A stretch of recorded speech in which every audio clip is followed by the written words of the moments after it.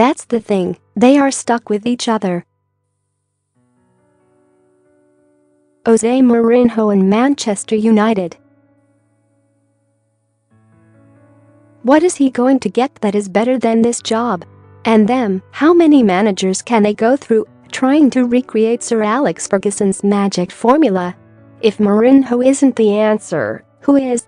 Mourinho insisted on Thursday that he wants to stay at Old Trafford beyond the length of his 3-year contract, conveniently forgetting it was his description of the Paris Saint-Germain project as special, magic, fantastic in November that gave birth to the idea he might not be entirely happy in Manchester.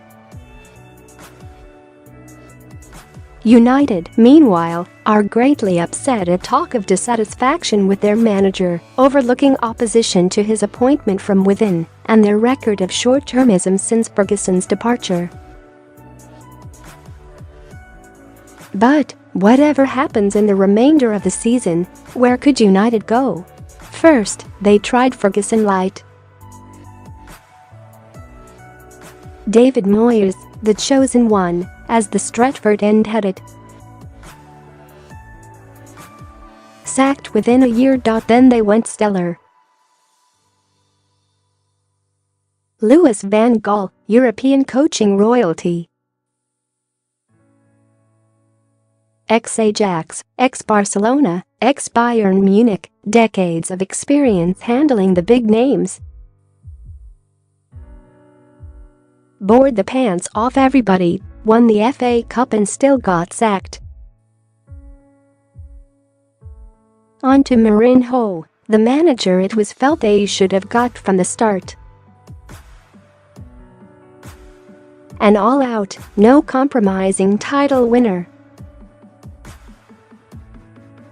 He came 6th.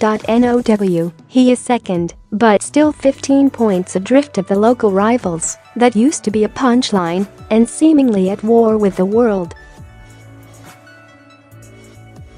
So, what would constitute Plan D? How many managers can United toss onto the fire after 1 or 2 seasons? At this rate, Ferguson would have been ditched long before he landed his first title. And panic is not a good look for a club that views itself as king of the world. Now see it from Mourinho's point of view. If he truly is dissatisfied with Manchester, if he is as miserable as he sounds half the time, where would he go from here? PSG? There are many well-informed voices convinced this is his next destination, but would they really want a coach increasingly, if somewhat unfairly, famed for his defensive organisation having spent £350 million on 2 strikers? Serie A is not as strong or rewarding as the Premier League, and it would be hard to match his success with Inter Milan. The same in Spain, where pretty much any job in La Liga would be a step down after Real Madrid, and that goes double for Portugal considering his achievements with Porto. Unless he can land Bayern Munich, he is playing for second place in Germany, and international football is an older man's game. Anyway, the next World Cup in which he could realistically be involved is 4 years away. Mourinho could go to China or Russia for the money, but he has plenty of that, and the job satisfaction would be minimal. He needs to be center stage. His achievements must have meaning. China is a long way from having the status that Mourinho requires. Russia is a second-tier league in Europe. Nothing is as good as managing United. Ironic, isn't it? Mourinho and United appeared made for each other, and, to some extent, they still are, just not in the way it was imagined.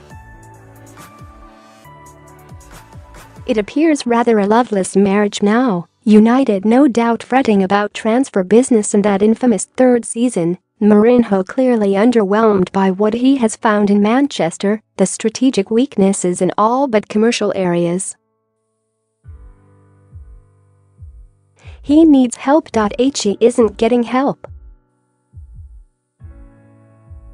Who does he talk to before delivering these gloomy sermons about the fixture schedule, or Manchester City's sovereign wealth, or rival managers, or his injury list? Who is there to look him in the eye and tell him the truth? Which is this, Jose, you will get no sympathy as the manager of United. Nobody will take pity, nobody will see your side. In the modern football world, United are thought to have every advantage imaginable, and that is not going to alter. So change tactics. Why not make a different point? Why not frame it another way? United's manager needs managing. He is being left to fight the world on his own. No wonder he is miserable. This is not about mere disgruntlement over transfer policy. When budgets are measured in hundreds of millions, the situation is volatile. United, for all their riches and power, are still at the mercy of wealthy rivals and agents. They can be outbid, a better deal could be had elsewhere. Ed Woodward receives a lot of criticism, but the modern market is considerably trickier than it was in the days when Peter Kenyon and David Gill occupied his role. Back then, United only had Barcelona and Real Madrid to worry about, and, after 2003, Chelsea. Woodward must take on all three, plus City and PSG, who are financially stronger. It's a jungle out there. So this is about sweating the small stuff, Mourinho's moods, Mourinho's pronouncements to the world, the image of a manager who appears increasingly dissatisfied with his lot. Mourinho can be difficult, that much is obvious. He is not the master media manipulator of popular fable, because too much of what he says is off the cuff. He reacts to the question and a smart inquisitor can push his buttons. Take the claim that Arsene Wenger is a specialist in failure. It came in 2014 after Wenger had said that managers played down their title chances because they feared to fail. Mourinho saw the comments before going into a routine Chelsea press conference to discuss an FA Cup tie away to City. It was explained that Wenger was talking generally, but most probably about Brendan Rodgers, who had been very reticent on Liverpool's title chances despite their healthy league position. Yet the second question of the press conference mischievously linked Wenger's comments directly to Mourinho, and he bit. If he is right, and I am afraid of failure, it is because I didn't fail many times, Mourinho said. 8 years without silverware, that's failure. He's a specialist in failure. If I do that in Chelsea, 8 years, I leave and don't come back. So, yes. He can be a challenge. But those who have worked with him say he listens. He can be dissuaded from giving a rival a verbal punch in the kidneys, as he calls it. He can be turned away from an agenda if it is considered counterproductive. He can go, to use his phrases, low profile or radio silence. Above all, Mourinho is not foolish. He has been successful enough to have earned his right to be outspoken, but he listens to reason. So, who is reasoning with him at United? Who points out that the acquisitions of Romelu Lukaku and Paul Pogba undermine any observations he may have about City's excessive spending, or that once a transfer budget exceeds £300 million, the consensus is a manager should be able to forge a title-winning team? Who explains that it is not helpful to United's image if their manager depicts them as somehow inferior to City? At the moment, Mourinho seems trapped in a vicious cycle.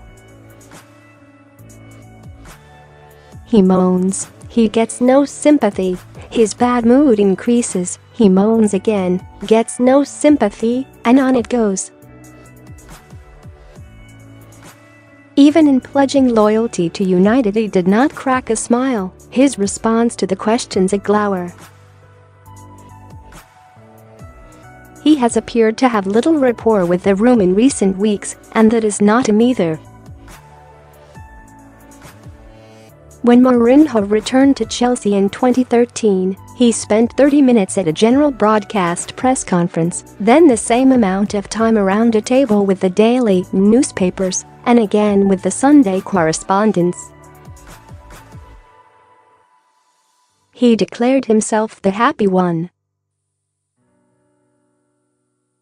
By contrast, his first appearance as United manager was curtailed after 9 questions. Even Mourinho seemed surprised at the brevity.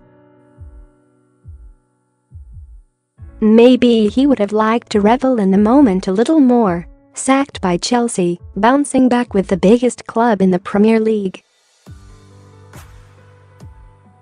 Maybe he needs to stretch out a little in the present climate too. He is appearing awfully one-dimensional for such a complex character. Here comes Jose Mourinho. What is he going to complain about this week? Of course, none of this matters when a manager is top of the league. But when he is not, when he is frustrated, tetchy, when he is down, or can't get his point across, this is the image that travels across the world. This is what his players see, what prospective signings see.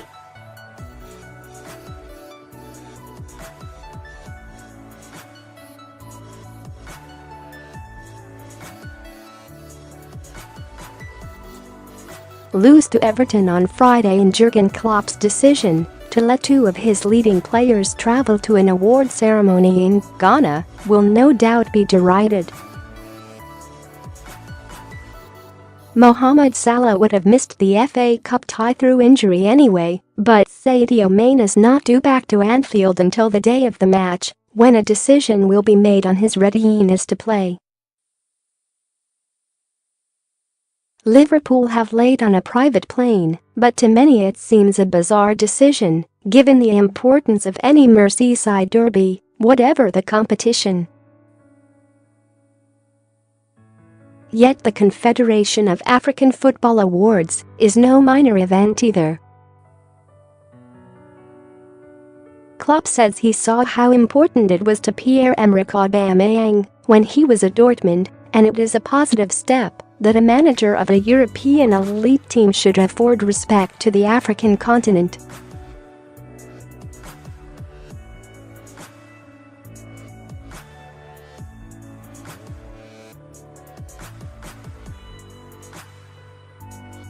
Klopp's attitude is refreshing. Any hopes, whatever the outcome at Anfield, it is not held against him.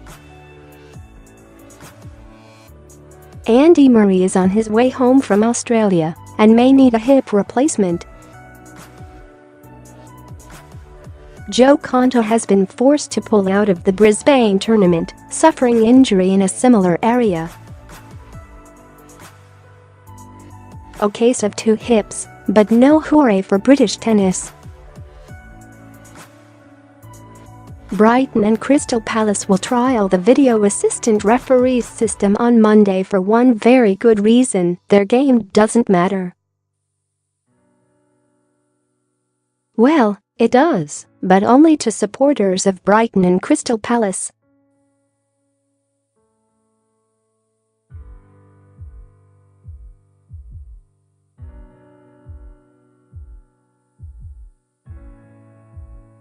They call it a derby, but few outside the two localities understand that. So, why is a ho-hum Premier League fixture among the pick of the FA Cup third-round ties? Because BT Sport caved to the carping busybodies complaining about Manchester United always being on television.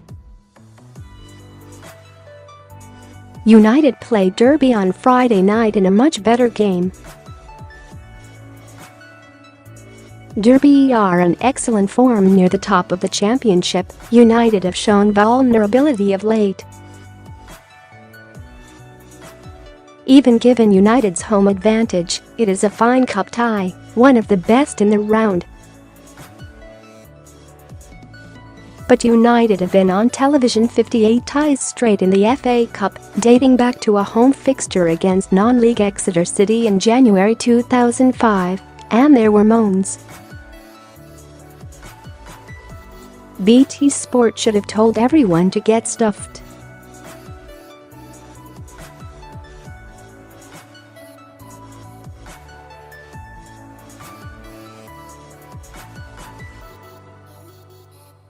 No doubt those who complained about United's presence will be tuning in for the meeting of the Premier League's 12th and 14th best teams, although experience suggests there is a marked difference between tweeting about something and acting on it. To the surprise of nobody, attacking midfielder Leon Goretzka, the rising star of German football, will join Bayern Munich in the summer. That hasn't been confirmed, but he will. His contract is up, and Munich have made plain their admiration for him. Bayern talk more about a player of Schalke than their own players, said Schalke's sporting director Christian Heidel. We do not have to hear every day from the people of Munich how good our player is. Bayern are on course for an unprecedented sixth straight title. The previous record was 3. Then this summer they will successfully weaken a main rival. Schalke are currently second, albeit 11 points adrift, and pay no fee for one of the best young players in Europe. No doubt they will also continue to pontificate about fair play, financial and otherwise. Lovely, aren't they? Incredibly, an average of 15,826 people are still interested in going to watch Hull City fight to avoid a second relegation. That's a quarter down on their Premier League gate last season, but only 1,373 behind their average attendance the last time they were in the championship in 2015-16, winning promotion. So, that's the group that will stick by them, the ones who probably felt most strongly when the owners tried to change the club name to Hull Tigers. One hopes the members of the alum family behind that divisive action now understand the bones of a club, its name, its colors, and the 15,000 loyal souls who turn out, even to watch the fourth worst team in the championship.